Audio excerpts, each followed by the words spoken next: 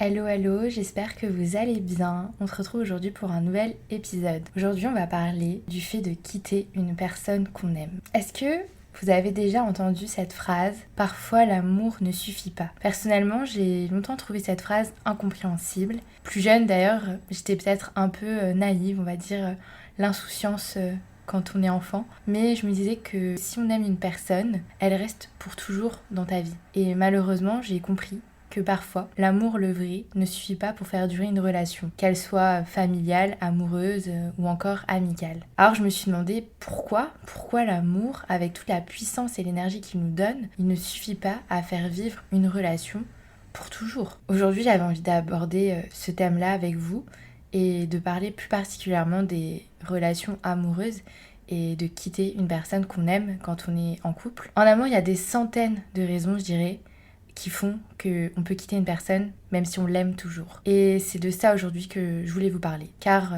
moi aussi, malgré le fait que je pensais que l'amour pouvait tout surpasser, j'ai dû aussi vivre cette épreuve. Alors oui, quitter une personne qu'on aime, c'est une épreuve qui peut être déchirante, mais qui peut être parfois nécessaire pour son propre bien-être. L'amour, c'est une force puissante, mais il ne peut pas tout guérir, il ne peut pas tout surmonter, et notamment il ne peut pas surmonter certaines réalités de la vie. C'est important aussi de prendre en compte, quand on est en relation amoureuse, plusieurs piliers autres que l'amour.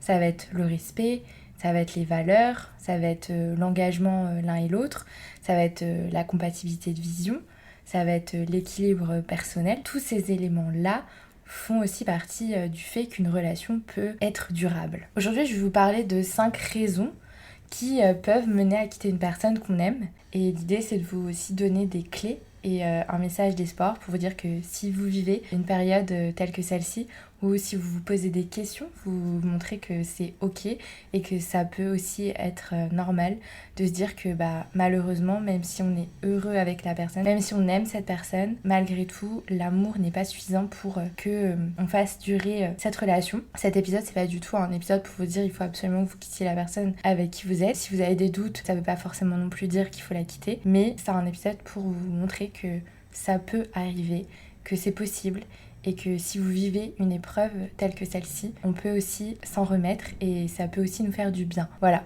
je pense que je voulais un peu vous remettre le contexte là avant de vous partager ces différentes raisons. La première raison, ça va être quand l'amour il n'est pas réciproque. Je l'appelle toujours l'amour à sens unique et ça me faisait penser au film The Holiday, je sais pas si vous le connaissez. Moi c'est un de mes films préférés. Dans le film, Kate Winslet est amoureuse de son boss, mais lui n'est pas amoureux d'elle. Il se sert d'elle pour les bons moments, pour lui demander son aide, etc. Mais c'est un amour à sens unique parce qu'elle pourrait donner tout pour lui alors que lui, il l'aime entre guillemets par intérêt. J'en ai parlé dans mon épisode d'ailleurs sur la peur de l'engagement. Personnellement, pendant longtemps, j'ai attiré à moi des hommes qui ne voulaient pas s'engager car ils n'étaient pas disponibles émotionnellement. Et en fait, cette forme de relation m'a amenée à vivre une situation qui m'a profondément brisé le cœur et qui m'a fait tomber amoureuse d'un homme qui ne m'aimait pas. Ou en tout cas, moi j'étais dans cette, justement, comme Kate dans The Holiday, dans cette relation à sens unique. Et j'ai donc dû, à contre-cœur, quitter cette personne car je savais que la relation ne menait à rien, mis à part souffrir encore plus. Je vais pas rentrer dans les détails de cette relation, mais elle a eu un peu l'effet d'un électrochoc sur moi, car dans ma naïveté de jeune amoureuse de l'amour qui n'avait pas vraiment vécu de période de célibat jusqu'à ses 24 ans, quand je me suis retrouvée dans ma phase de célibat, je pensais que si je rencontrais quelqu'un qui allait avoir un feeling, etc., tout de suite on allait créer quelque chose. Spoiler alert, c'est pas du tout la réalité. Moi j'étais encore à milieu de connaître tout ce qui était application, etc. Donc quand je vous dis pas, quand je suis rentrée dans ce mood-là, toute ma vision de l'amour a complètement changé. Et en fait, pour moi, à l'époque, en tout cas, je pensais que c'était pas possible de tomber amoureuse de quelqu'un sans qu'en fait la personne nous aime en retour.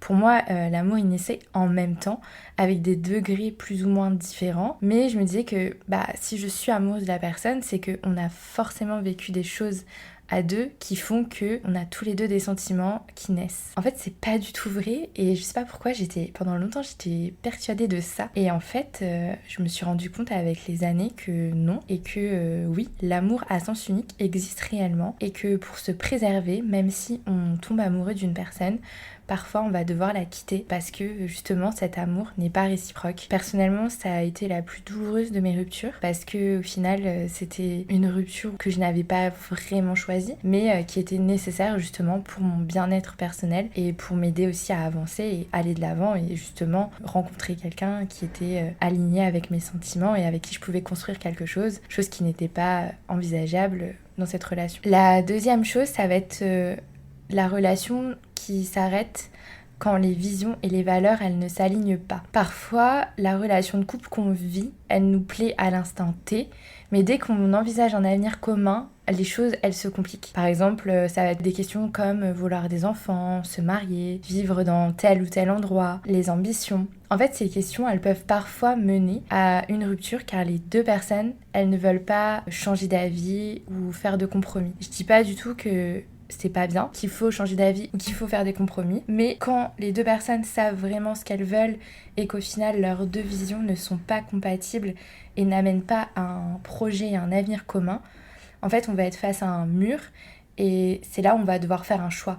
Est-ce qu'on veut se forcer à vivre quelque chose par amour ou s'écouter et partir malgré tout? Honnêtement, j'ai pas la réponse à cette question et je pense qu'une décision, ça revient toujours aux deux personnes, surtout dans ce cas de figure-là. Moi, personnellement, je dirais que si je devais donner un exemple concret, je dirais que ma première rupture, ça a été un peu lié à cette raison-là. Je l'évoquais dans l'épisode de Comment se remettre d'une rupture amoureuse. Je dirais qu'à cette époque, j'avais 24 ans et nos deux visions de l'avenir, elles étaient différentes. Et à terme, en fait, ça devenait compliqué parce que j'arrivais pas à projeter un futur, sachant que mes envies vs les siennes étaient pas du tout les mêmes. Et je pense aussi que j'étais à un âge où j'étais en pleine quête d'identité, que j'avais besoin de savoir ce que je voulais vraiment, vivre seule et pas aussi en couple car je l'étais depuis mes 18 ans et du coup je n'avais jamais réellement été célibataire. Pour moi la question qu'on se pose c'est est-ce que on doit se sacrifier par amour ou s'écouter pour ne pas se perdre? Voilà, ça c'est vraiment une question qui est revenue plusieurs fois dans ma tête et dans ma vie. Et je pense que c'est quelque chose qui est hyper important parce que parfois on va aimer une personne profondément, mais notre avenir commun est compliqué parce que les deux visions ne prennent pas le même chemin. Et c'est comme un peu deux lignes parallèles. Jamais elles ne se retrouveront. Et du coup, on avance tous les deux sur un chemin, mais qui est différent. Et à aucun moment, en fait, on a un point de contact qui fait que ça va être compliqué à terme de construire quelque chose de durable. La troisième chose qui peut faire qu'on quitte une personne qu'on aime, ça va être un peu en lien avec ce que je viens de dire, c'est quand on a besoin de se retrouver soi-même. En fait, c'est cette autre raison d'ailleurs qui m'a poussée aussi à quitter ma première relation, comme je vous le disais juste avant. C'est le fait que quand on est en couple depuis très jeune, comme moi je l'étais depuis l'âge de mes 17-18 ans, je savais pas vraiment ce que c'était d'être moi étudiante, d'être moi sans mon couple. Et du coup, j'ai eu un peu cette perte d'identité et d'ailleurs qui m'a menée à déménager. Au final, je l'ai quand même retrouvée au final cette quête. Et du coup, j'étais vraiment dans cette recherche de savoir qui j'étais vraiment en tant que personne et non en tant que couple. Et je pense que cette situation, elle peut arriver souvent quand soit les deux personnes, elles sont connues depuis très jeune où elles n'ont eu qu'une seule relation, ou alors les personnes qui ont enchaîné en fait des relations, mais sans vraiment avoir une période de célibat où elles se sont retrouvées seules à un moment donné de leur vie. Et pour moi, en fait, cette étape-là, elle est quand même indispensable pour savoir qui on est et aussi pour savoir quels sont nos rêves et nos envies, sans être bloqué en fait par sa relation de couple. Alors je dis pas que tout le monde va vivre ça c'est vraiment propre à chaque personne et chaque couple. D'ailleurs il y a des couples qui sont ensemble mais qui s'associent beaucoup de liberté pour justement savoir qui sont eux-mêmes et pouvoir s'épanouir chacun de son côté. Mais je pense qu'à un moment donné c'est important de savoir en couple ou non qui on est soi-même et c'est quoi notre mission en fait de vie en tant que personne et non en tant que couple. Comment on reconnaît qu'on s'est perdu un peu dans notre relation?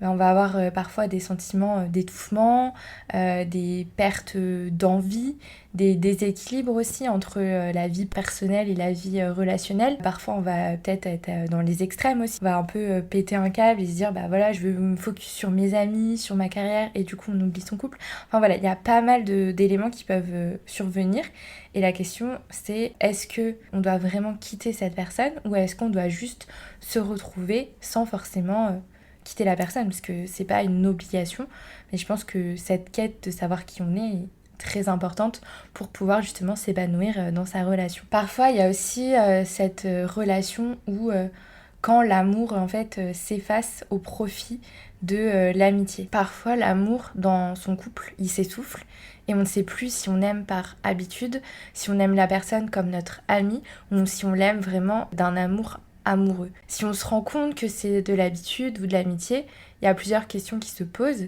Est-ce que c'est la routine qui a pris le dessus sur la relation amoureuse, ou est-ce que encore c'est possible d'inverser la tendance? D'ailleurs, j'en parle dans l'épisode 5 conseils pour raviver la flamme dans son couple. Ou alors, est-ce qu'on est arrivé vraiment à la fin de la relation, tout simplement, et du coup, on s'aime par habitude, on s'aime en tant qu'ami, mais on ne s'aime plus en tant que vraiment amoureux. Pour moi, cette question-là, elle peut revenir plusieurs fois dans une relation. L'idée, c'est vraiment de s'en rendre compte et de mettre les choses en place justement pour éviter d'arriver à cette fin ultime de quitter la personne, mais plutôt de se dire comment on peut faire au fil de la relation pour justement éviter d'en arriver là, même si bien sûr l'amitié est hyper importante dans une relation de couple pour moi, mais il faut aussi arriver à garder quand même cette passion, ou en tout cas cette connexion qui n'est pas que l'amour amical. Parfois on va se rendre compte malheureusement qu'il y a vraiment plus cet amour, et du coup on va devoir prendre une décision, et la question c'est comment en fait on affronte en fait cette décision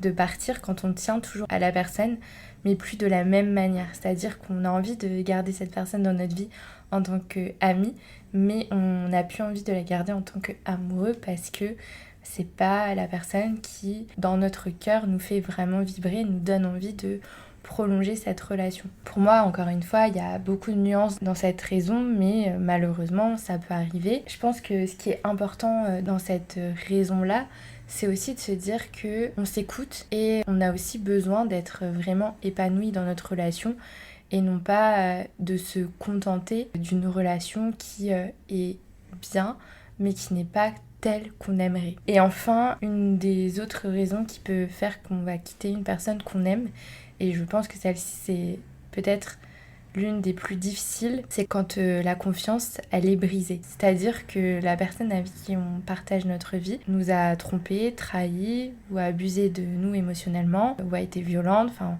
toutes ces choses-là. Ça n'empêche qu'on est toujours amoureux de la personne, mais malheureusement pour notre protection, pour notre bien-être et pour notre santé parfois, il est nécessaire de quitter cette personne. Donc parfois, malheureusement, on va vivre des épreuves douloureuses dans notre relation qui vont nous mener à devoir quitter la personne par obligation et non par choix. Et il faut savoir que les sentiments, ils ne s'envolent pas du jour au lendemain, mais quand nos valeurs sont dépassées, quand on se sent trahi, on ne voit plus qu'une seule issue, la séparation. Est-ce que c'est possible de passer au-dessus de ces choses? C'est possible, c'est vraiment propre encore une fois à chacun.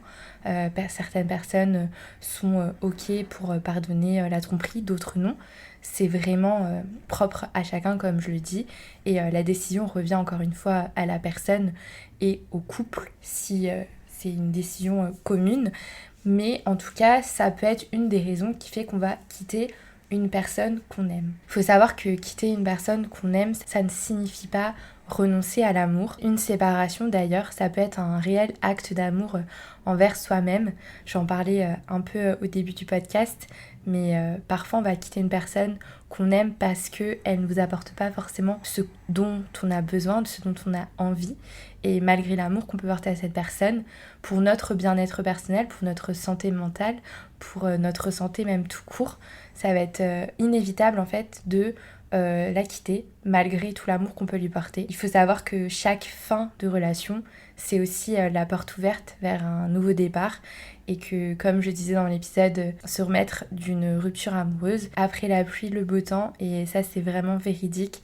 Et malgré la douleur, malgré la tristesse qu'on peut ressentir au moment où on va quitter la personne, il faut savoir que le temps aide énormément à guérir et à se retrouver. Personnellement, si vous vous retrouvez dans une situation où vous ressentez que vous avez besoin de quitter une personne que vous aimez toujours, mais que vous sentez que la relation elle est vraiment arrivée à sa fin, voyez ça plutôt comme une étape vers un amour plus aligné avec vous-même et vous permettre de vous retrouver vous-même. Peut-être que le fait de vous retrouver vous-même va vous aider aussi à y voir plus clair sur votre relation et vous rendre compte que finalement c'est vraiment la personne à qui vous avez envie d'être, mais que simplement vous aviez besoin de vous retrouver seul pour savoir ce que vous aviez justement besoin en tant que personne et nous en tant que couple. Alors oui, parfois l'amour il ne suffit pas pour faire durer une relation, mais l'amour suffit pour s'aimer soi-même. Et du coup mon message, et je pense que c'est vraiment la chose la plus importante et je ne cesse de le répéter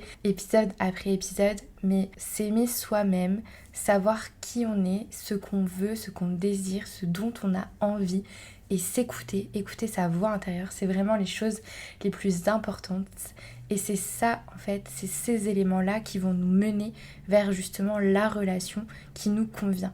Et plus on va être ouvert, plus on va ouvrir les yeux, plus on va s'écouter, plus on va ressentir nos émotions, plus on va savoir vraiment si avec cette personne on va pouvoir créer un avenir commun, construire une vraie relation, ou si justement c'est pas le cas. Et du coup vraiment penser à soi et se dire que malgré tout l'amour qu'on peut porter envers quelqu'un, c'est que peut-être cette personne elle n'est pas faite pour nous. Mais comme je disais dernièrement sur Instagram, parfois il y a des relations qui sont là pour nous apporter quelque chose, nous aider, nous ouvrir les yeux. Et il ne faut pas voir ça comme quelque chose forcément de négatif, mais plutôt comme un pas vers le futur et un avenir encore meilleur. Si vous avez déjà vécu une histoire telle que celle que je vous ai racontée dans cet épisode, si vous avez déjà vécu une de ces situations, que vous souhaitez en parler, n'hésitez surtout pas à m'envoyer un message sur le compte Instagram du podcast yesido.podcast. Et je vous dis à très vite dans un nouvel épisode. Des bisous!